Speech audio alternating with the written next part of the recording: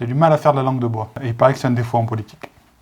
Coopération. Liberticide. Population. Dédoublement de classe. Ce sont des mots pour vous.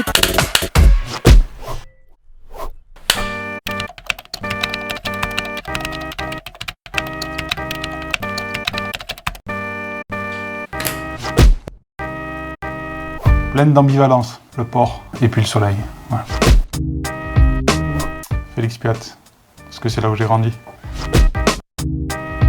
Nelson Mandela. Je suis quasiment sûr que j'aurais pas fait la même chose à sa place. Passer 40 ans, 50 ans de sa vie en prison. J'ai plus le nombre d'années en tête. Garder la foi, garder l'espoir, repartir de là, pardonner à ses bourreaux et construire un pays tout entier, honnêtement, chapeau. Il n'y a pas de choix, en fait, on parle de la même chose. Travailler sur l'environnement, c'est travailler sur le social. Si on n'arrive pas justement à faire en sorte qu'on ait un avenir qui respecte l'environnement, eh ben on n'aura pas d'avenir du tout, il n'aura même plus besoin de parler de social. C'est les idées d'abord et c'est les partis qui bougent. Moi j'ai toujours été un écolo qui ne croyait ni dans la gauche ni dans la droite et qui voulait dépasser ce clivage. Et à chaque fois que j'étais dans un parti, c'est parce qu'ils étaient sur cette ligne et dès qu'ils ont quitté cette ligne, j'ai quitté le parti. En courant et parfois en étant essoufflé. C'est-à-dire qu'on va très vite et c'est le but. Les Français ont besoin que ça bouge. Voilà. On ne peut plus prendre le luxe d'attendre. Il faut des résultats et c'est pour ça qu'on est là.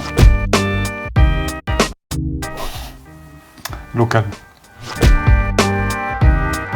Faire en sorte que Marseille soit plus coupée en deux. Quelque chose qu'on vit depuis beaucoup trop longtemps, d'avoir une fracture nord-sud. Certains pensent qu'elle n'existe pas. Je pense qu'ils connaissent mal Marseille. Il suffit d'aller à Bougainville pour voir qu'à gauche on est sur le nord et à droite sur le sud et que vraiment il y a une fracture qui n'est plus tolérable au XXIe siècle. Et moi ce que je veux c'est qu'on n'ait pas deux Marseille, mais qu'on ait un Marseille avec une homogénéité des personnes, avec les mêmes droits, les mêmes devoirs, des transports publics partout où on est. Qu'on n'ait pas à souffrir parce qu'on habite le nord de la ville, mais il y a des endroits aussi dans le sud où c'est compliqué.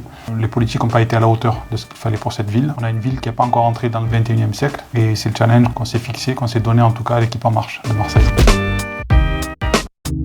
Ce qu'on appelle la fracture sociale. Je suis persuadé, et le temps je pense nous donnera raison, que les mesures qu'on prend sont les bonnes mesures pour le pays, c'est-à-dire que la croissance va arriver, que la situation globale des Français va s'améliorer. Ma crainte, c'est qu'on continue à avoir des poches de pauvreté extrêmement importantes. Ce qui va aller bien pour la plupart des Français, pour certains d'entre eux, ça ne les touchera pas parce qu'ils sont exclus depuis trop longtemps de la société. Et donc moi ce que je veux, c'est que ça profite à tout le monde. C'est la raison pour laquelle j'ai monté un groupe de travail politique de la ville au sein de la République En Marche, du groupe de parlementaires. La raison pour laquelle j'ai pris la présidente du groupe d'études ville et banlieue, c'est-à-dire que moi ce qui me tient à cœur, c'est que ce que l'on va faire et qui va fonctionner, j'allais dire les moyens supplémentaires qu'on aura au niveau national, tout le monde puisse en profiter et pas juste ce qu'on appelle les inclus.